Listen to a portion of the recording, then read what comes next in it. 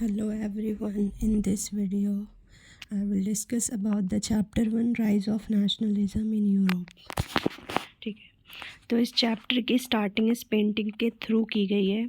जो कि ये पेंटिंग है ये कौन बनाते हैं, 1848 में फ्रेडरिक सोरियो बनाते हैं।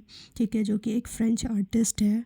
वो इस पेंटिंग के through democratic and social Republic को शो करना चाहते हैं। कि इस पेंटिंग में आपको दिख रहे होंगे काफ़ी लोग क्या कर रहे हैं। ये जितने भी लोग हैं ये स्टैचू ऑफ लिबर्टी में लाइन बनाकर आगे की तरफ जो बढ़ गए हैं। ठीक है, तो इसका मतलब क्या है कि इन्होंने मोनार्की सिस्टम को एंड कर दिया है और ये नेशन स्टेट की डिमांड कर रहे हैं। इन्होंने नेशन स्टेट बना ली है। ठीक है, और जितने भी लोग उनको पीछे फॉलो कर रहे हैं तो ये सारे क्या कर रहे हैं, मोनार्की सिस्टम को एंड करना चाह रहे हैं और वहाँ पे अपनी कंट्री को एक नेशन स्टेट बनाना चाह रहे हैं। ठीक है, जहाँ पर उनकी खुद की रिप्रेजेंटेटिव गवर्नमेंट वो चूज़ कर सके। ठीक है, और नीचे यहाँ पे काफ़ी डैब्रिश दिख रहा है जो क्या शो कर रहा है कि ये जितने भी लोग हैं ये अपनी कंट्री से मोनार्की सिस्टम को ख़त्म करके नेशन स्टेट फॉर्म करना चाह रहे हैं। तो ये सारे डैब्रिश जो है ये मोनार्की के सिंबल्स हैं। ठीक है, जो कि लोगों ने पूरी तरीके से फेंक रखा है। इसका मतलब है कि यूरोप में जो है वो मोनार्की सिस्टम के एंड होने का टाइम आ गया है। ठीक है, इस पेंटिंग के थ्रू बताया गया है ये चीज़। ओके, अब आगे बढ़ते हैं। तो ये पेंटिंग जो है वो बहुत इम्पॉर्टेंट है, यहाँ से क्वेश्चंस आ जाता है। ठीक है, अब जो ये न्यू वर्ड्स है इसको भी एक बार देख लेते हैं। तो एब्सोल्यूट का मतलब क्या होता है, literally a government or system of rule that has no restraint on the power exercise. ठीक है, कि कोई गवर्नमेंट है या कोई सिस्टम है जिसके पास क्या होती है, पावर जो होती है वो फुल तरीके से होती है। ठीक है, उस पर वो अपनी पावर को जितना भी चाहे अनलिमिटेड तरीके से यूज़ कर सकता है। उस पर किसी भी तरीक़ा का रिस्ट्रेन नहीं होता है, कोई लिमिटेशंस नहीं होती है। ठीक है, तो ये चीज़ें आप कहाँ को देखने को मिलती है, मोनार्कियल फॉर्म ऑफ गवर्नमेंट में देखने को मिलती है। ठीक है, मिलिट्राइज्ड वाले में देखने को मिलती है। और यूटोपियन क्या है, तो a vision of society that is to ideal that is like unlikely to actually exist. ठीक है, तो ये जो फ्रेडरिक सोरियो की जो पेंटिंग है ये क्या बताती है, यूटोपियन व्यू, कि जिस टाइम पे वो ये पेंटिंग बनाते हैं तो उस टाइम पे किसी भी तरीके की नेशन स्टेट जो थी वो एग्जिस्ट नहीं करती थी। ठीक है, तो ऐसी चीज़ों को वो बनाते हैं इस पिक्चर में। ठीक है, तो इस पेंटिंग का जो नाम है वो यही याद रखना कि ये जो पेंटिंग है क्या है, the pact between the nation state. ठीक है, इस पेंटिंग का नाम है और ये फ्रेडरिक सोरियो 1848 में इसको बनाई जाती है। ओके, अब आगे चलते हैं। इसमें फिर आपको आगे जैसे कि आगे आपको बताया गया है कि नेशन स्टेट्स होता क्या है। तो नेशन स्टेट की जब हम बात करते हैं तो majority of its citizens and not only it's ruler. ठीक है, कि जहाँ पे क्या होते हैं कि जो नेशन स्टेट होते हैं उनके कुछ एलिमेंट्स होते हैं। तो पहला एलिमेंट ये है कि इनके सिटीजन्स होने चाहिए, मेजॉरिटीज़ ऑफ इट्स मतलब इनके सिटीजन्स की चले। ठीक है, ना कि उसके रूलर्स की। सेकंड क्या है, शेयर्ड हिस्ट्री होनी चाहिए। और थर्ड जो है वो सेंस ऑफ कॉमन आइडेंटिटी। ठीक है, तो लोगों के बीच क्या होना चाहिए कि कॉमन आइडेंटिटी होनी चाहिए। ठीक है, तो ये चीज़ें जो हैं वो इम्पॉर्टेंट है किसी भी नेशन स्टेट को फॉर्म करने के लिए। ओके, अब जब से यहाँ पे क्या वर्ड है, एक प्लेबिसाइट्स करके है वर्ड। ठीक है, तो इसको डिफाइन करके लिया जाता है या एमसीक्यू में पूछ लिया जाता है। तो क्या होता है, a direct vote by which all the people of region are ask to accept or reject a proposal. ठीक है, कि डायरेक्ट वोट होता है जिसके थ्रू आप क्या कर सकते हो कि कोई प्रपोजल को एक्सेप्ट या रिजेक्ट कर सकते हो। ठीक है, तो ये आ जाते हैं ये क्वेश्चंस। अब आते हैं the French revolution and the idea of nation. Okay, तो जैसे कि पता है आपने चैप्टर 1 में भी पढ़ा था हिस्ट्री क्लास 9th में, फ्रेंच रेवोल्यूशन के ऊपर जो चैप्टर था। ठीक है, तो उसमें क्या बताया गया है कि 1789 में 14 जुलाई 1789 को फ्रांस जो है वो क्या होता है, पूरी तरीके से आज़ाद होता है। ओके, मतलब मोनार्की सिस्टम को एंड करता है। तो उस टाइम पे क्या होता है, कुछ स्टेप्स लिए जाते हैं टेकन बाय द फ्रेंच रेवोल्यूशनरीज़ के थ्रू। ठीक है, तो जैसे आपको बताया द आइडिया ऑफ ला पाट्रे। ठीक है, फादरलैंड, ले सिटोइन का कॉन्सेप्ट लेकर आया जाता है। सिटीजन्स, न्यू फ्रेंच फ्लैग जो है उसको इंट्रोड्यूस किया जाता है। उसके अलावा स्टेट जनरल का जो नाम है उसको रीनेम करके क्या कर देते हैं, ये जितने भी नाम होते हैं, अरे हाँ, ये यहाँ पे ला पाट्रे ले सिटोइन वाला कॉन्सेप्ट आता है। ठीक है, इसके अलावा जो एक न्यू फ्रेंच फ्लैग बनाया जाता है ट्राई कलर का, ठीक है। और जो भी ये आपकी स्टेट जनरल है उसको रीनेम करके क्या कर देते हैं, नेशनल असेंबली कर दिया जाता है। ये सारे चीज़ ओथ्स वगैरह लिए जाते हैं, ठीक है। तो ये क्या होते हैं, ये सारे चेंजेस किए जाते हैं, ठीक है। जो इंटरनल कस्टम ड्यूटीज़ होती है उसको हटा दी जाती है, ठीक है।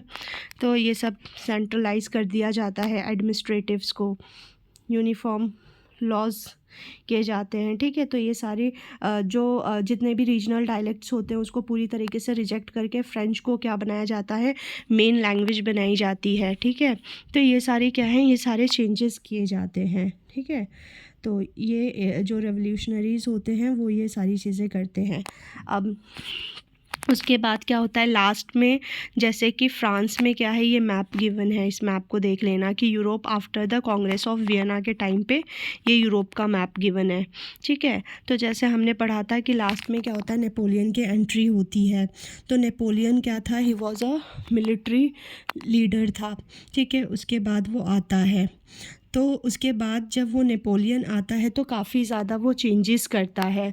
तो जिस चेंजेस का यहाँ पे लिया गया है नाम, वो है सिविल कोड ऑफ 1804 लेकर आता है नेपोलियन, ठीक है, जिसे नेपोलियनिक कोड बोलते हैं। वेरी इंपॉर्टेंट है ये, ठीक है। तो इसमें वो क्या बताता है, इसके थ्रू वो ये चीज़ें बताता है कि जो क्या इस्टेब्लिश करता है, इक्वालिटी बिफोर लॉ, ठीक है।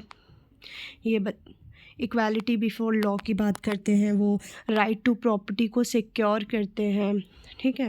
ये सब यहाँ पे गिवन है, एक बार जब बुक पढ़ोगे तो पता आप चल जाएगा कि इक्वालिटीज़ बिफोर लॉ, ठीक है। राइट टू प्रॉपर्टी की बात करते हैं वो इसके थ्रू, ठीक है। उसके बाद ये क्या करते हैं, जो भी एडमिनिस्ट्रेटिव होते हैं उसको पूरी तरीके से सिंप्लीफाइड करते हैं, अच्छी तरीके से करते हैं। अबॉलिश करते हैं फ्यूडल सिस्टम को, फ्रीड करते हैं पीजेंट्स को, ठीक है, सर्फडॉम से। ये सारी चीज़ें क्या वो लेकर आते हैं। मेनोरियल्स ड्यू को पूरी तरीके से ख़त्म कर देते हैं, ठीक है। जो भी गिल्ड रिस्ट्रिक्शंस होता है उनको रिमूव कर दिया जाता है। तो ट्रांसपोर्ट कम्युनिकेशंस को पूरी तरीके से बहुत अच्छे से उसको इम्प्रूव्ड किया जाता है, ठीक है। पीजेंट्स, आर्टिशंस, इन सब के लिए काम किया जाता है, इन पर थोड़ा सा फोकस करते हैं ये। तो ये इनका क्या था, नेपोलियनिक कोड थे, ठीक है। तो इसके बारे में आपको आ जाता है क्वेश्चंस, ठीक है, जो कि नेपोलियनिक कोड सिविल कोड है। अब आगे बात करते हैं यहाँ पे, लेकिन इसकी थोड़ी सी कुछ प्रॉब्लम्स थी इसमें।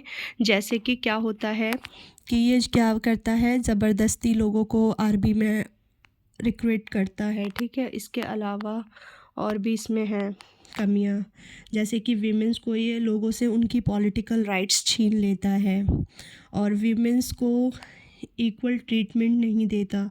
तो ये सारे कुछ इसकी कमी थी इसके अंदर, ठीक है। अब आते हैं नेक्स्ट टॉपिक पे, the making of nationalism in Europe. ये एक बार देख लेना, इंपॉर्टेंट डेट्स हैं कि नेपोलियन जो है वो इन्वेस्ट करता है इटली पे 1797 में, ठीक है। Napoleonic war begins. तो ऐसे टाइप के जो ये क्वेश्चंस हैं, जो इंपॉर्टेंट डेट्स हैं, ये आपके आ जाते हैं MCQ में, ठीक है। कॉलम में मैच द कॉलम्स करके आ जाते हैं। 1840 to 50 क्या है, ये फॉल ऑफ नेपोलियन होता है और इस टाइम पे वियना ट्रीटी साइन की जाती है, ठीक है। 1821 में Greek struggle for independence start होता है। 1848 में क्या होता है, जो रेवोल्यूशनरीज होते हैं पूरे यूरोप में, मिडिल क्लास, ये इकोनॉमिक हार्डशिप, ये सारी चीज़ें देखने को मिलती है। 59 से 1870 में यूनिफिकेशन ऑफ इटली होता है।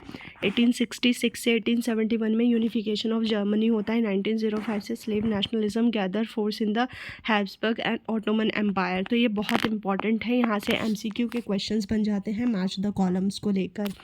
तो इसके हिसाब से यहाँ पे देख लेना, ठीक है। तो ये सारी चीज़ें इसमें गिवन है, ओके। तो जैसे कि आगे बढ़ते हैं, तो aristocracy and the new middle class. तो उस टाइम पे क्या थी, न्यू मिडिल क्लास फॉर्म होकर आ रही थी। तो अरिस्टोक्रेट्स कौन थे, पहले देख लेते हैं। उसके सोशली एंड पॉलिटिकली पावरफुल लोग थे, ठीक है, जिनका एक कॉमन वे होता था जो own states and townships town houses होते थे इनकी जो मेन लैंग्वेज थी वो फ्रेंच लैंग्वेज बोलते थे। और ये क्या करते थे, ये अपने अंदर ही फैमिलीज़ में क्या करते थे, मैरिज जो थी वो फिक्स करते थे। ठीक है, तो ये चीज़ थी। ठीक है, फ्रेंच लैंग्वेज बोलना, जो इनका हाई सोसाइटी से बिलीव करते थे। ठीक है, और ये क्या थे, अपनी फैमिलीज़ में ही क्या करते थे, शादी जो थी वो फिक्स कर देते थे। ठीक है, तो ये ऐसे लोग थे। पीजेंट्स की बात करें तो पीजेंट्स कौन थे कि जो कंप्राइज मेजॉरिटीज़ पॉपुलेशंस। ठीक है, यानी वेस्टर्न यूरोप में देखने को मिलते थे कि majority land form by the tenants and the small owners, and eastern and central Europe serves and cultivated land वगैरह की जाती थी। अब आते हैं what did the new social class. ठीक है, जो कि एक वर्किंग क्लास आ रही थी उभर कर सामने। ठीक है, तो ये कौन सी थी वर्किंग क्लास, कि ये जो बात थे यानी commercial class, working class, middle class, ये सारे एक ही थे, जो क्या बताते थे, advocate idea of national unity की बात करते थे और अगेंस्ट अरिस्टोक्रेसी प्रिविलेज के पूरे अगेंस्ट थे। ठीक है, मोनार्की सिस्टम इनको बिल्कुल पसंद नहीं था। ठीक है, ये किस की बात करते थे, फ्री की बात करते थे कि जो गवर्नमेंट होनी चाहिए वो बाय कंसेंट बननी चाहिए, लोगों की मर्ज़ी से बननी चाहिए। अब now come to the next topic, what did liberal nationalism stand for. तो इसका जो मीनिंग है वो हम यहीं पे देख लेते हैं कि जो ये वर्ड लिबर है, अगर हम बात करते हैं लिबरलिज़म, तो ये वर्ड आता कहाँ है, तो ये लैटिन वर्ड से आता है लिबर, विच मीन्स फ्री। ठीक है, तो फ्री की बात हो रही है कि मतलब फ्री क्या, कि जो ये मिडिल क्लास थे ये क्या कर रहे थे, ये बुक्स वगैरह पढ़ते थे। ठीक है, यानी इनका जो मेन पर्पस था कि जो गवर्नमेंट होनी चाहिए वो इक्वालिटीज़ बिफोर लॉ की बात करे, कि हर कोई सारे क्या है, इक्वल हैं। ठीक है, लेकिन लिबरल्स जो थे वो गवर्नमेंट बाय, अगर हम पॉलिटिकल उसकी बात करें, इकोनॉमिक्स की पॉलिटिकल लिबरलिज़म्स की बात करें, तो यहाँ पे यही है कि गवर्नमेंट जो है वो यूनिवर्सल सफ़रेज यानी राइट टू वोट होना चाहिए गवर्नमेंट को चूज़ करने के लिए, बाय कंसेंट होनी चाहिए। और जो राइट टू वोट है वो किसके पास होनी चाहिए, ओनली मेल के पास होनी चाहिए। ठीक है, ये वीमेंस के अगेंस्ट थे, यानी वीमेंस को राइट टू वोट नहीं मिलना चाहिए। ये सारी चीज़ें ये बातें करते थे। ठीक है, तो throughout the 19 and 20 centuries women and non properties man organise oppositions movement demanding equal political rights. ठीक है, तो इसको लेकर क्या होता है कि लोग जो है वो क्या करते हैं, जो वीमेंस हैं जिनको राइट टू वोट नहीं दिया गया था, जो पॉलिटिकल और जितने भी अदर नॉन प्रॉपर्टीज़ मैन थे, ठीक है, वो सारे ऑर्गेनाइज़ करते हैं क्या, मूवमेंट्स वगैरह, कि हमें राइट टू वोट मिलनी चाहिए। ठीक है, तो ये इसका पॉलिटिकल लिबरलिज़म में हम ये समझते हैं कि जो गवर्नमेंट है वो बाय कंसेंट होती है। ये end of autocracy and clerical privilege की बात करते हैं। ठीक है, कॉन्स्टिट्यूशन होना चाहिए, रिप्रेजेंटेटिव गवर्नमेंट होना चाहिए, वो भी पार्लियामेंट के थ्रू, इन पे फोकस करते हैं ये, और वोटिंग राइट्स नहीं देते हैं वीमेंस को। ठीक है, जो वीमेंस को प्लस जो कि नॉन प्रॉपर्टीड है, मैन है उनको। अब हम इनकी बात करें, यहाँ पे वर्ड है सफ़रेज, देख लो, राइट टू वोट है इसका मीनिंग। अब आगे चलते हैं, तो अगर हम बात करें किसकी, इसकी इकोनॉमिक्स लिबरलिज़म की बात करें, तो stood for freedom of market की बात करते हैं कि इनको, कि गवर्नमेंट की तरफ से जो है वो क्या होना चाहिए, रिस्ट्रिक्शंस ना के बराबर हो। ठीक है, और फ्रीडम ऑफ मार्केट मिलनी चाहिए, ये abolition of state impose restrictions होना चाहिए। ठीक है, ऑन गुड्स और कैपिटल्स के ऊपर। And during the 19th century this was strong demand of the emerging middle class. ठीक है, तो मिडिल क्लास की सब 19th सेंचुरीज में क्या थी, बहुत मेन डिमांड थी जिस पे वो ये फोकस कर रहे थे। ओके, ठीक है, तो इकोनॉमिक लिबरलिज़म में अब आ जाते हैं मेन, इस पर बात करते हैं कि न्यू कंजर्वेटिज़म। ठीक है, ज़ोल्वेरियन एक्ट आता है, बहुत इम्पॉर्टेंट है, यहाँ से क्वेश्चंस आ जाते हैं, एक बार देख लेते हैं कि क्या है।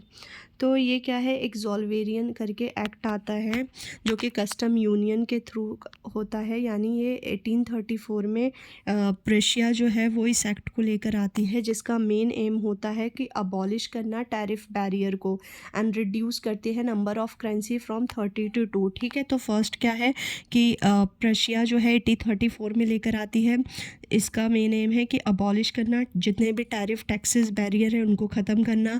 जो यूरोप में अलग अलग करेंसी थी, ठीक है, उस टाइम पे 30 करेंसी थी, सो उस करेंसी को ख़त्म करना, 30 से 2 करना, ठीक है। Promote a network of railway to promote mobility, ठीक है, नेटवर्क ऑफ रेलवे को क्या करना, प्रमोट करना, ठीक है, ताकि मोबिलिटी बढ़े, ठीक है। तो रेलवे पे इन्होंने फोकस किया था। तो ये सारे इसके क्या थे, पॉजिटिव पॉइंट्स थे, जो कि देख लो। अब आते हैं next, a new conservatives after 1815, ठीक है। तो 1815 में ऐसा क्या होता है, तो न्यू कंजर्वेटिव्स इमर्ज होकर आते हैं, ठीक है। जैसे कि हमने पढ़ा था कि कंजर्वेटिव्स कौन होते हैं, people who believed in traditional institution of states and society, यानी जो मोनार्की सिस्टम की बात करते हैं। ऐसे लोग जो सोचते हैं कि सोसाइटी में ना के बराबर चेंज हो, यानी बहुत ग्रेजुअली चेंज होना चाहिए, ठीक है। और ऑटोक्रेसी वगैरह जो है, मोनार्की सिस्टम को पूरी तरीके से सपोर्ट करते हैं ये लोग, ठीक है। तो ये होता है, ठीक है, यहाँ पे साइड में लिखा भी है। ओके अब बात करते हैं 1858 में क्या है, ट्रीटी ऑफ वियना पे फोकस करते हैं। यहाँ से ये क्वेश्चंस बहुत इंपॉर्टेंट है कि ये क्या होती है, ट्रीटी जो होती है वियना में साइन की जाती है, जिसमें मेजरली 1815 में ये ट्रीटी होती है। और मेंबर ऑफ स्टेट को आप ऐसे पर्व करके भी याद कर सकते हो, PAR और B पर्व, ठीक है। तो जिसमें P स्टैंड फॉर प्रशिया, ठीक है, A stand for Austria, R Russia और B ब्रिटेन, ठीक है। तो ऐसे ये 4 मेजर क्या थे, इसके मेन कंट्रीज़ थी जो क्या करती हैं, ये सारे के सारे लड़ते हैं किससे लड़ते हैं, नेपोलियन से, ठीक है, कि नेपोलियन को हटाते हैं और वापस से पूरे यूरोप में मोनार्की सिस्टम को इस्टेब्लिश करना चाहते हैं, ठीक है। तो जो इसको होस्ट कर रहा था उसका क्या नाम है, इम्पॉर्टेंट है ये, जो ऑस्ट्रियन चांसलर थे ड्यूक मेटरनिक, ठीक है। तो वो क्या करते हैं, इसको होस्ट करते हैं। तो ये ड्यूक मेटरनिक का नाम याद रखना, ठीक है, ये ज़्यादा इसको सपोर्ट कर रहे थे। और इसमें ये जो 4 कंट्री थी, ठीक है, जो कि पर्व से आप याद रख सकते हो। ओके तो ट्रीटी ऑफ वियना क्या थी, इसमें क्या बताया गया है, ट्रीटी ऑफ वियना में कि जो ऑब्जेक्ट है वियना, ट्रीटी ऑफ वियना 1815 का जो मेन ऑब्जेक्ट था कि अनडूइंग करना most of the changes had come about in Europe during the Napoleonic Wars, कि जो नेपोलियनिक वॉर के टाइम पे क्या हुई थी, जितने भी, तो मेन जो इसका फोकस था ट्रीटी ऑफ वियना का वो ये था कि जितने भी चेंजेस किए गए थे नेपोलियन के थ्रू वो सारे अनडू कर दिए गए थे, ठीक है।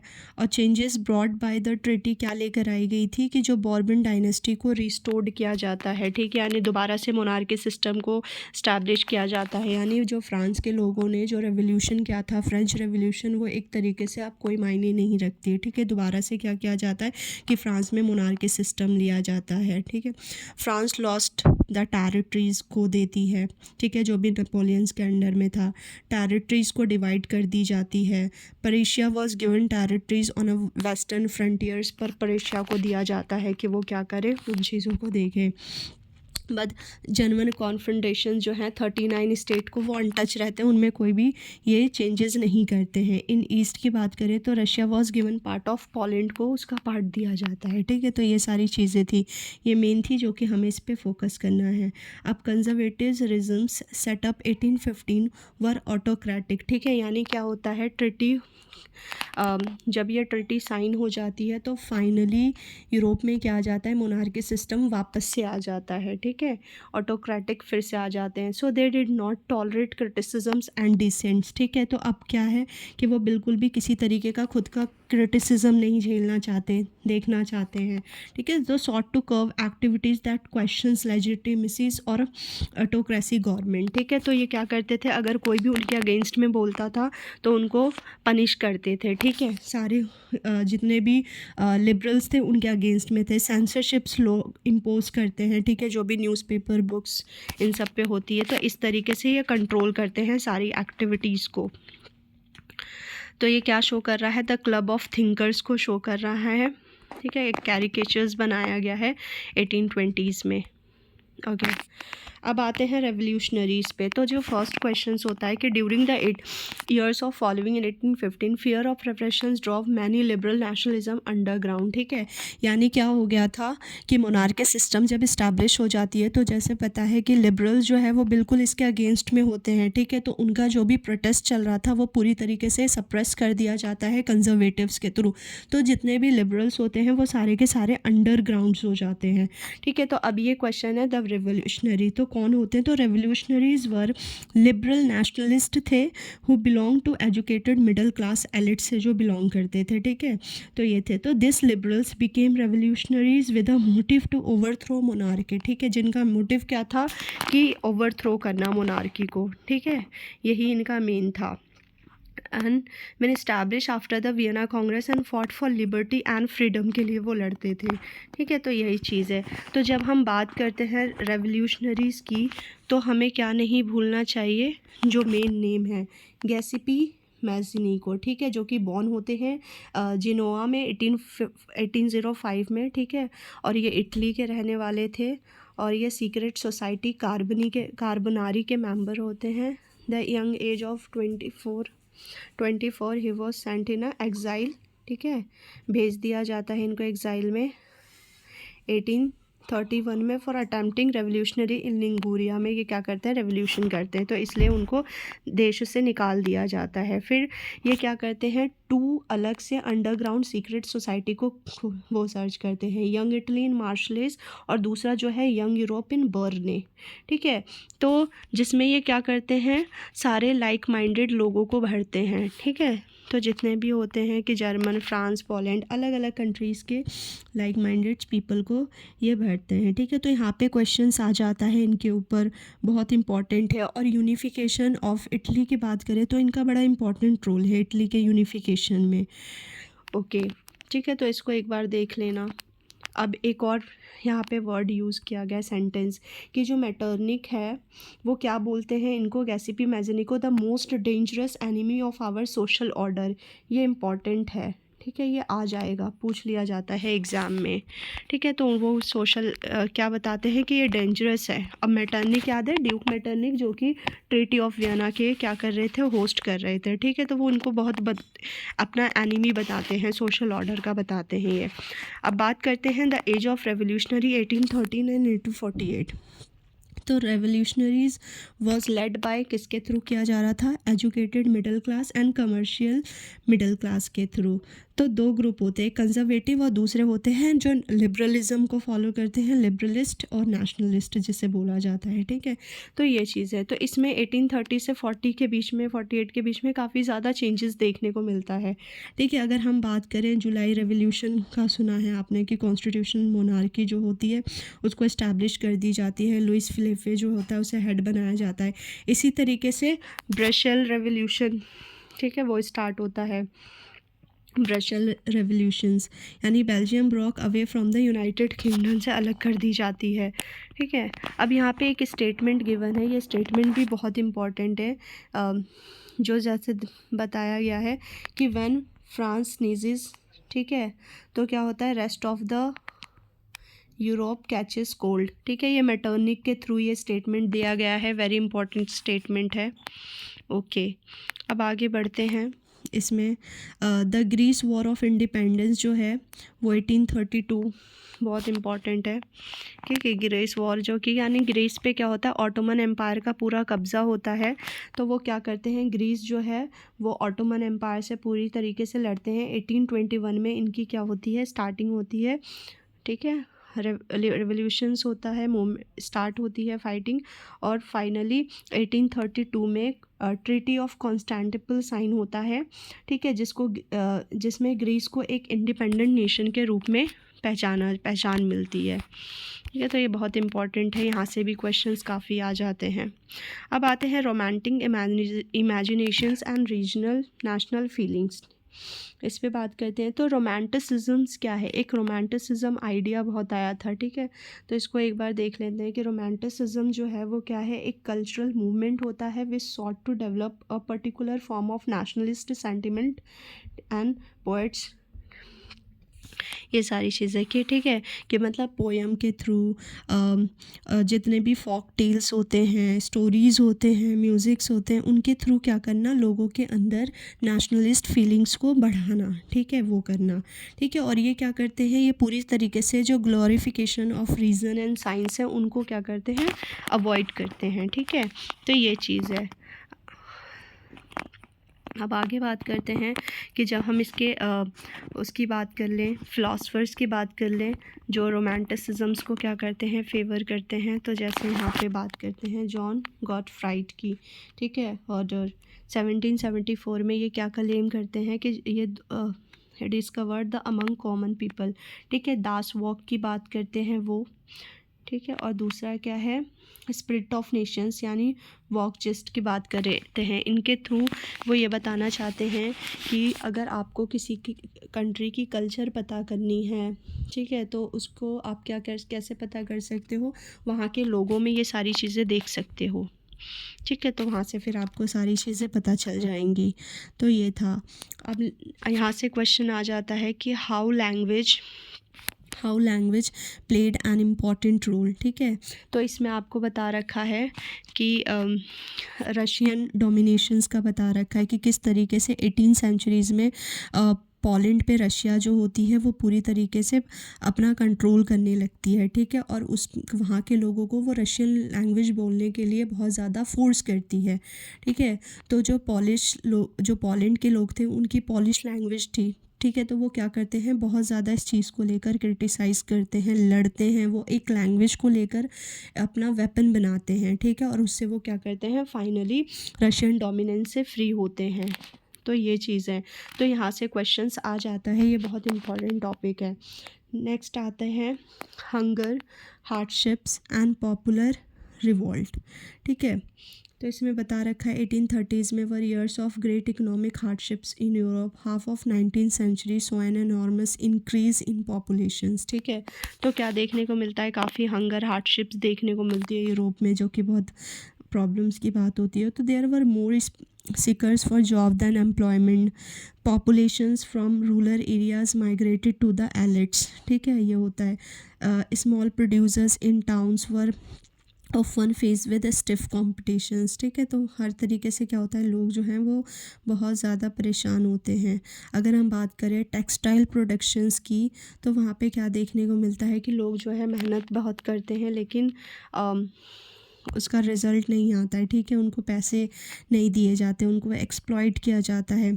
तो 1848 में गिवन है जैसे कि वाइड स्प्रेड फूड शॉर्टेज देखने को मिलता है, अनएम्प्लॉयड देखने को मिलता है, पॉपुलेशन ऑफ पेरिस जो है वो पूरी तरीके से क्या आ जाती है, रोड पर आ जाती है, ठीक है। तो इससे क्या होते हैं, जो लुइस फिलिपे होते हैं वो क्या होते हैं, उनको अपना घर वर छोड़कर सब भागना पड़ता है, ठीक है। लोग जो हैं वो बहुत ज़्यादा आउट ऑफ कंट्रोल हो जाते हैं, ठीक है। तो ये पीजेंट अपराइजिंग्स दिख रहा है इस पिक्चर में, ठीक है।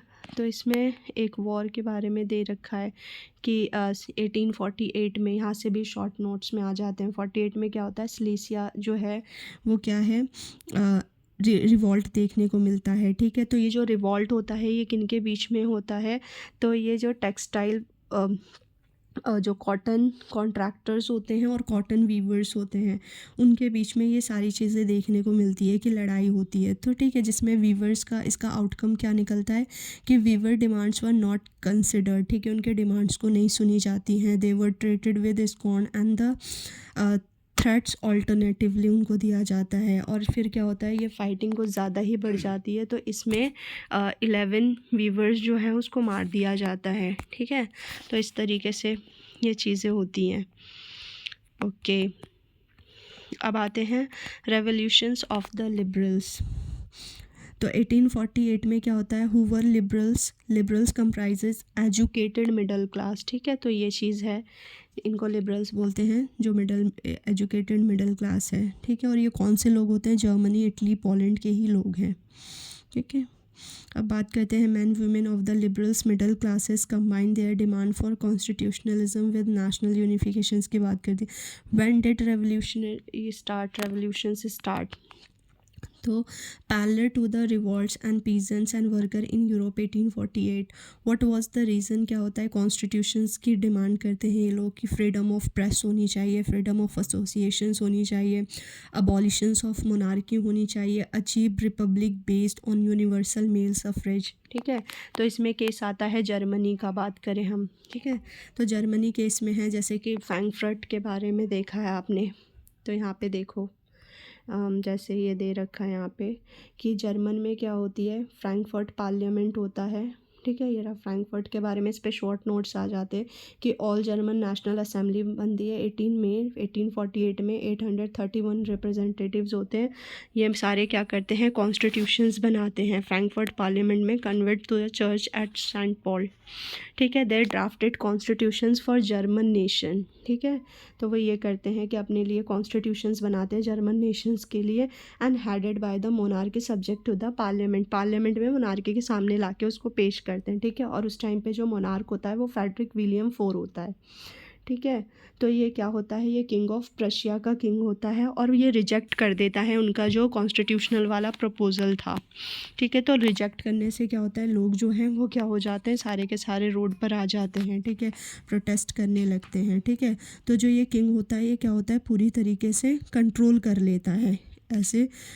ठीक है, तो फिर मतलब वो क्या करता है, पूरी तरीके से इन पे कंट्रोल पा लेता है किंग, लेकिन फिर भी उसको ये डर रहता है कि फ़र्स्ट टाइम उसने क्या कर दिया है, कंट्रोल तो कर लिया है, लेकिन नेक्स्ट टाइम जब ये सारे लोग आएंगे तो क्या होगा, किंग को उनकी बात माननी पड़ेगी। ठीक है, अब इसमें आ जाता है क्वेश्चन कि वीमेंस पार्टिसिपेशन कैसा था इसमें। तो वीमेंस कैसे पार्टिसिपेट करती है इसमें, तो form there on political association बनाती है, न्यूज़पेपर वगैरह चलाती हैं। ठीक है, and taken part in political meetings, demonstrations, हर जगह ये पार्टिसिपेट करती हैं। लेकिन फिर भी वीमेंस की जो सफ्रेज राइट्स थी, ठीक है, उसको पूरी तरीके से अवॉइड किया जाता है, डिनाई किया जाता है। अब क्या इफ़ेक्ट पड़ता है इस रिवॉल्ट का, यहाँ से आ जाता है क्वेश्चंस। तो इफ़ेक्ट देख लेते हैं कि conservatives fail to restore the old order, कि यानी मोनार्क बिगन टू रियलाइज कि जो साइकिल ऑफ रेवोल्यूशन है और रिप्रेशंस है could only be ended by granting concessions to the liberal nationalist revolutionary. ठीक है, तो वो ये सोचते हैं कि भाई आज तो हमने ये चीज़ें दबा दी हैं, लेकिन कल को फ्यूचर में क्या होगा, ये लोग और ज़्यादा अगर हमारे अगेंस्ट में खड़े हो जाएंगे तो बहुत मुश्किल होगा इनको कंट्रोल करना।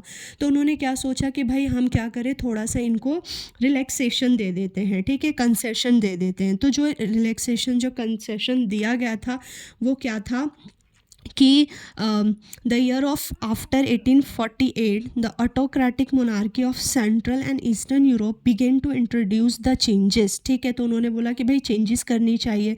तो क्या चेंजेस करी कि जो सर्वडॉम्स थे, ठीक है, उसको क्या करते हैं, ये रहा सिटी ऑफ फ्रैंकफर्ट पार्लियामेंट। ठीक है, तो ये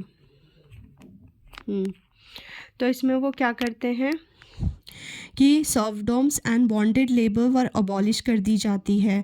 ठीक है, Habsburg ruler granted more autonomy to the Hungarians in 1867। ठीक है, कि हैब्सबर्ग को क्या दिया जाता है, और ज़्यादा ऑटोनॉमी दी जाती है। ठीक है, तो ये चीज़ है, यहाँ से ये फ्रैंकफर्ट पार्लियामेंट का क्वेश्चंस बन जाता है, इंपॉर्टेंट है। अब नेक्स्ट टॉपिक की बात करें, the making of Germany and Italy. ठीक है, तो आफ्टर 1848 में जो nationalism in Europe moved away from its associations with democracy and revolutionary, so nationalist sentiments were often mobilised by the conservatives. ठीक है, तो वो क्या करते हैं, मेकिंग ऑफ जर्मनी और इटली की बात करें तो यहाँ पर जो मेन इनमें रोल होता है जर्मनी और इटली को बनाने के लिए, तो कंजर्वेटिव्स सबसे ज़्यादा पार्टिसिपेट करते हैं इसमें। ठीक है, कंजर्वेटिव्स का जो यस, जैसे कि मैंने बताया कि क्या होता है, यूनिफिकेशन जो होता है वो कंजर्वेटिव्स के थ्रू किया जाता है। तो जैसे कि इम्पॉर्टेंट है यहाँ पे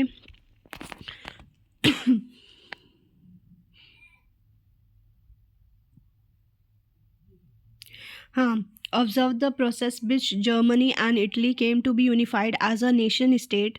So इनके nationalist feelings were widespread among the German in 1848. Try to unite the different region of German confederations into the nation state.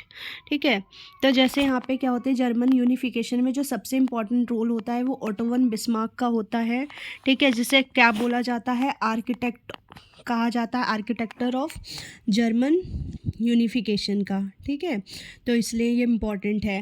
और ये क्या करते हैं, 3 इयर्स में टोटल 7 इयर्स में टोटल 3 वॉर्स को लड़ते हैं। ठीक है, यहाँ पे गिवन है, ये देख लो, ये बहुत इंपॉर्टेंट है।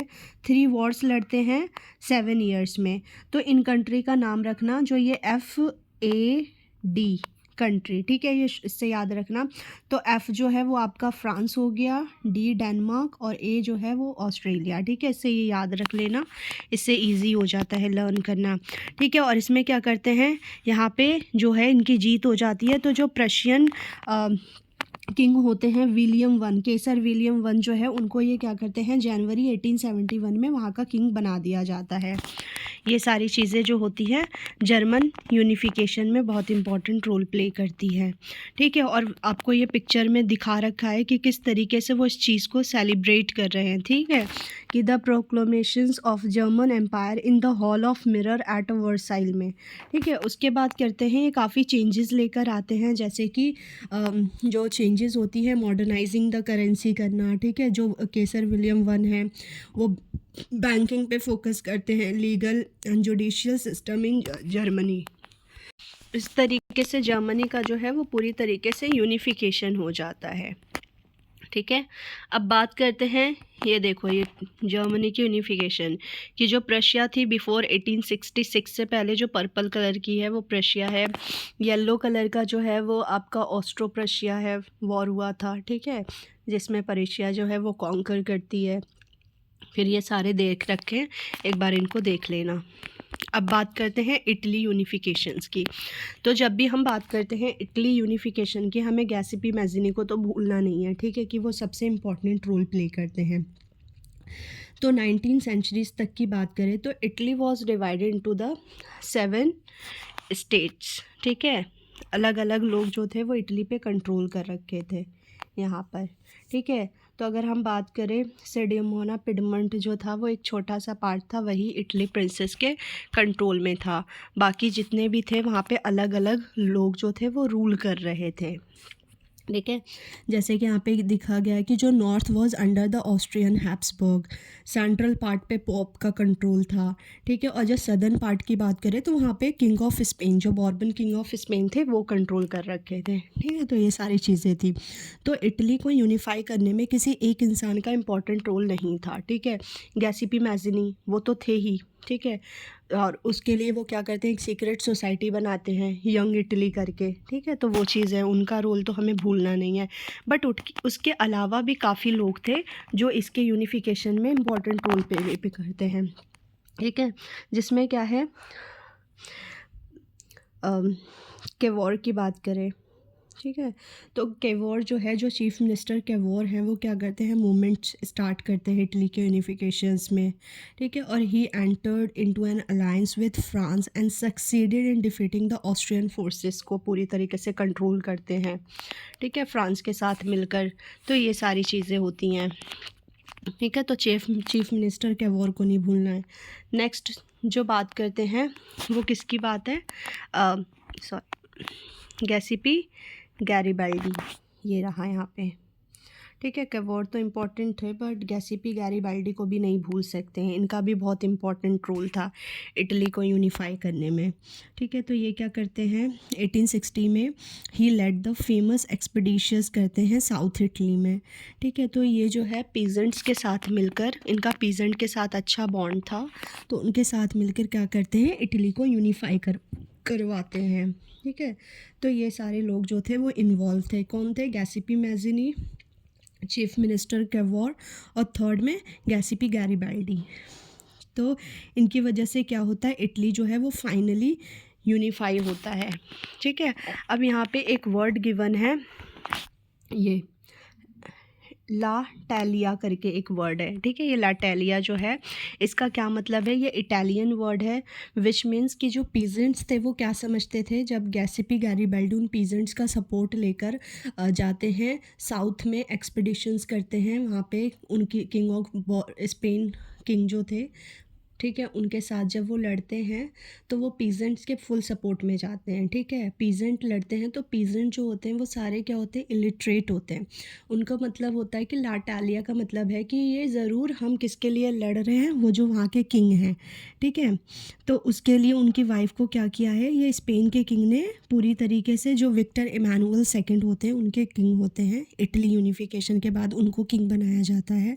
तो इनको लगता है कि विक्टर इमानुअल सेकंड की वाइफ को जो स्पेन के किंग हैं उन्होंने क्या कर लिया है, बंदी बना लिया है, ठीक है। तो इसलिए ये लोग सोचते हैं उसके लिए वो लड़ने जाते हैं। अब बात करते हैं आगे, ठीक है, जैसे कि आपको पिक्चर में चीज़ें शो हो रही है, इटली का यूनिफिकेशन। अब आता है the strange case of Britain, ठीक है। तो ब्रिटेन की बात करें तो इम्पॉर्टेंट है, क्योंकि ये जितने भी यूनिफिकेशन है, चाहे इटली हो, जर्मनी हो, ब्रिटेन हो, आता ही आता है, ठीक है। तो ब्रिटेन में अगर हम 18 सेंचुरीज़ में बात करें तो इंग्लिश, वेल्स, स्कॉट, आयरिश, अलग अलग लोग जो थे वो ब्रिटेन में रहते थे, ठीक है। उसके बाद 1688 में ब्रिटेन जो होते हैं वहाँ पे कौन होता है, इंग्लिश लोग जो हैं वो पावरफुल होते हैं, ठीक है। तो वहाँ से इंग्लिश पार्लियामेंट जो है वो पूरी तरीके से मोनार्की सिस्टम को ख़त्म कर देती है 1688 में, ओके। अब आगे बात करें तो वो क्या करते हैं, जब ये ख़त्म कर देते हैं तो ये रहा द एक्ट ऑफ यूनियन 1707 में, ये क्या करते हैं, इंग्लैंड और स्कॉटलैंड आपस में मिल जाते हैं, ठीक है। तो वो मिलकर वो क्या बोलते हैं कि हम क्या करेंगे कि हम जब ये मिलते हैं तो ये बनाते हैं United kingdom of great Britain, यहाँ पे United kingdom of great Britain, ठीक है। तो धीरे धीरे क्या होते हैं, ये इंग्लिश लोग जो होते हैं ऑलरेडी पावरफुल होते हैं, तो ये स्कॉटलैंड्स को पूरी तरीके से क्या करते हैं, मतलब हर तरीके से उनको वो करते हैं, एक्सप्लॉइट करते हैं, ठीक है। तो जैसे ब्रिटिश पार्लियामेंट ने पावर ले ली थी, वहाँ के लोगों को, जो स्कॉटलैंड्स के पीपल थे, उनको उनकी लैंग्वेज बोलने पे रोक लगा दिया गया था, उनको नेशनल ड्रेस नहीं पहनने देते थे, ठीक है। तो ये सारी चीज़ें थी, तो इस तरीके से उन्होंने पूरा स्कॉटलैंड को हड़प लिया, ठीक है। अब बात करें आयरलैंड की, तो आयरलैंड को वो कैसे लेते हैं, तो जैसे ये इनकॉर्पोरेशंस ऑफ आयरलैंड की बात करें तो Ireland was a country deeply divided between the Catholic and Protestant, ठीक है। तो आयरलैंड से क्या था कि यहाँ पे दो ग्रुप रहते थे, कैथलिक्स एंड प्रोटेस्टेंट्स। तो जो कैथलिक्स थे वो पावर में थे, यानी मेजॉरिटीज़ में थे, और जो प्रोटेस्टेंट थे वो माइनॉरिटीज़ में थे, ठीक है। तो ये क्या करते हैं, जो इंग्लिश मैन है ये क्या करते हैं, ये प्रोटेस्टेंट को सपोर्ट करते हैं, ठीक है। और प्रोटेस्टेंट्स को सपोर्ट करके वो सोचते हैं कि हम इसे सपोर्ट करेंगे तो क्या होगा कि आयरलैंड को भी हम अपने हिस्से में मिला लेंगे, ठीक है। तो प्रोटेस्टेंट को सपोर्ट करके कैथलिक्स के अगेंस्ट में लड़ते हैं, ठीक है। फिर बाद में ये आयरलैंड को बोलते हैं कि आपको हमारे अंदर मिलना होगा, ठीक है। तो आयरलैंड के जो ये है वुल्फ टोनेट, ठीक है, वो क्या करते हैं, इस चीज़ के लिए बहुत ज़्यादा स्ट्रगल करते हैं, ठीक है। वो मना करते हैं कि हमें आपके साथ नहीं मिलना, लेकिन 1978 में ये जो स्ट्रगल होता है ये पूरी तरीके से फेल हो जाता है, ठीक है। और आयरलैंड को फोर्सफुली मिला लेते हैं ये जो लोग होते हैं इंग्लिशमैन, ठीक है। तो यूनाइटेड किंगडम इन 1801 का पार्ट बना देते हैं उसको, ठीक है। 1801 में उनको मिला दिया जाता है, ठीक है। अब उसके अलावा अब कौन बचा, तो ये सारी चीज़ें धीरे धीरे वो क्या करते हैं, स्कॉटलैंड को भी मिला लेते हैं, आयरलैंड को भी मिला देते हैं, और वेल्स तो वैसे ही छोटा होता है तो वो भी उसके साथ मिल जाता है, ठीक है। तो इस तरीके से ये पूरी न्यू ब्रिटेन को फॉर्म करते हैं, ठीक है। अब ब्रिटेन बन गई है तो वहाँ पे वो क्या बनाते हैं, एक सेंस ऑफ कलेक्टिविटी के लिए ब्रिटिश फ्लैग बनाते हैं जो कि यूनियन जैक होता है, नेशनल एंथम जो God save our noble king, English language को प्रमोट की जाती हैं, and these symbols were actively promoted and the older nation survived only as a subordinate partners in the union, ठीक है। तो इस तरीके से ये क्या करते हैं, पूरे ब्रिटेन को बनाते हैं, ब्रिटेन का फॉर्म करते हैं, ठीक है। ठीक है, तो यूनिफिकेशंस ऑफ ब्रिटेन। अब बात करते हैं विजुअलाइजिंग द नेशंस। अब लोगों को कनेक्ट करने के लिए क्या करते हैं, एलिगरी वगैरह का इस्तेमाल करते हैं। तो 18th सेंचुरीज़ में क्या होता है, ये बहुत इंपॉर्टेंट रोल प्ले करता है। ठीक है, तो जब बात करें कि फ्रांस में मैरियाने नाम की एलिगरी थी, ठीक है, तो ये चीज़ है। और इस तरीके से ठीक है, जर्मनी में जर्मेनिया थी, यहाँ ये पिक्चर में दिख रहा है। तो मतलब क्या करना है कि जो आपकी जो कंट्री है उसको मदर लैंड से जोड़ देना है। ठीक है, मदर फिगर लगा के ऐड कर देना है, ताकि लोगों के अंदर जो सेंटिमेंट्स है वो ज़्यादातर जल्दी वो हो पाए। ठीक है, तो एलिगरी क्या होता है, when an abstract idea for instance greed and envy freedom liberty is express through a person or a thing. ठीक है, किसी पर्सन और थिंग के रूप में जब आप ये चीज़ें यूज़ करते हो। ओके, अब ये जो है ये भी बहुत इंपॉर्टेंट दिया हुआ है, मीनिंग ऑफ द सिम्बल्स, कि इसका क्या मीनिंग है। ठीक है, broken chains, being freed, bracelet with eagle, symbols of the German empire. ठीक है, तो एक बार इसको भी देख लेना, यहाँ से क्वेश्चंस आ जाते हैं, एमसीक्यू में पूछ लिए जाते हैं। अब द फॉलन जर्मेनिया, ये पिक्चर में शो हो रहा है, जर्मेनिया गार्डिंग द राइन। ठीक है, अब नेशनलिज्म एंड इम्पेरियलिज्म की बात करते हैं। ओके, तो नेशनलिज्म एंड इम्पेरियलिज्म क्या है, तो last quarter of the 19th centuries में nationalism no longer retains its idealistic liberal democratic sentiments. ठीक है, कि बात करें 19th सेंचुरीज़ में तो क्या होता है, नेशनलिज्म जो है वो पूरी तरीके से सप्रेस कर दिया जाता है। So nationalist group became increasingly intolerant for each other and ever ready to go to war. ठीक है, जैसे कि हम बात करें यहाँ पे बाल्कन रीजन के बारे में दे रखा है कि क्या करते हैं, बाल्कन रीजन पे किसका कंट्रोल होता है 1871 में। ठीक है, एरिया ऑफ बाल्कन जो होता है वो क्या बन जाता है, एक कॉन्फ्लिक्ट ग्राउंड बन जाता है। अब बाल्कन है क्या, तो यहाँ पे डिफरेंट क्या है, कंट्रीज से मिलकर बनता है, रोमानिया, बुल्गारिया, अल्बानिया, ग्रीस।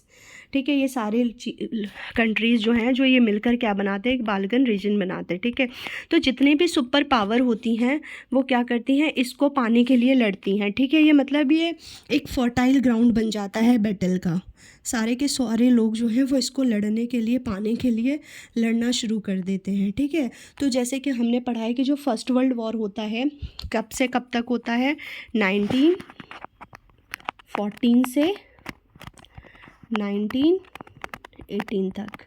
ठीक है, ये फर्स्ट वर्ल्ड वॉर चलता है इस टाइम पीरियड तक। ठीक है, तो उसका जो मेन रीज़न होता है वो बाल्कन एरिया ही होता है, क्योंकि जितने भी यूरोपियंस पावर हैं वो क्या करते हैं, आपस में ही कम्पीट करते हैं, एक दूसरे को मारते हैं उस एरिया को कंट्रोल करने के लिए। ठीक है, और बाल्कन में क्या होता है, पहले ऑटोमन एम्पायर जो कि एक मुस्लिम एम्पायर थी उसका कंट्रोल होता है, लेकिन ऑटोमन एम्पायर के डिसइंटीग्रेशन के बाद सारी यूरोपियंस पावर जो थी वो आपस में ही लड़ने लगती है। ठीक है, तो ये फर्टाइल ग्राउंड ऑफ कॉन्फ्लिक्ट बन जाता है। इम्पॉर्टेंट है, यहाँ से क्वेश्चंस आ जाते हैं। ठीक है, अब थोड़ा डिस्कस कर लेते हैं इम्पेरियलिज्म्स क्या होता है। तो यहाँ पे जो nationalisms align with the imperialisms के साथ ही आता है। And Europe to disasters in 1948, तो colonies of European nations began to oppose imperial dominations. ठीक है, तो मतलब इम्पेरियलिज्म्स में क्या होता है कि जो भी पावरफुल कंट्रीज़ होती हैं वो क्या करती हैं, अपने से लेस पावरफुल कंट्रीज़ पे कंट्रोल करती हैं, उनको कॉलोनीज़ बनाना चाहती है, वहाँ के रिसोर्सेज यूज़ करना चाहती है। ठीक है, तो इसी तरीके से क्या चल रहा था, ये 1914 और 18 का जो वॉर था, 1914 टू 1918 फर्स्ट वर्ल्ड वॉर, ये बहुत इम्पॉर्टेंट था। ठीक है, तो ये इनका जो रीज़न था, क्योंकि उस टाइम पे लोग क्या कर रहे थे, जो भी पावरफुल कंट्रीज़ थी वो आपस में ही लड़ रही थी। ठीक है, एक दूसरे पे कंट्रोल करने के लिए। ठीक है, तो ये चीज़ देखने को मिलती है, ये क्वेश्चंस यहाँ से इम्पॉर्टेंट है, आ जाते हैं। अब यहाँ पे देख लो, जैसे कि आपको शॉर्ट नोट्स दे रखा है गैसिप मैजिनीस के ऊपर, ये काउंट कैमिलो डिकेवोर के ऊपर। ठीक है, ग्रीक वॉर ऑफ इंडिपेंडेंस को डिफ़ाइन करना है, Frankfurt parliament, role of human. ठीक है, तो ये बहुत इंपॉर्टेंट है, बैक एक्सरसाइज के भी क्वेश्चंस देख लेना, ये भी सारे इंपॉर्टेंट है, तो देख लेना एक बार अच्छे से। ओके, तो यहीं पे क्लास ओवर करते हैं। Thank you.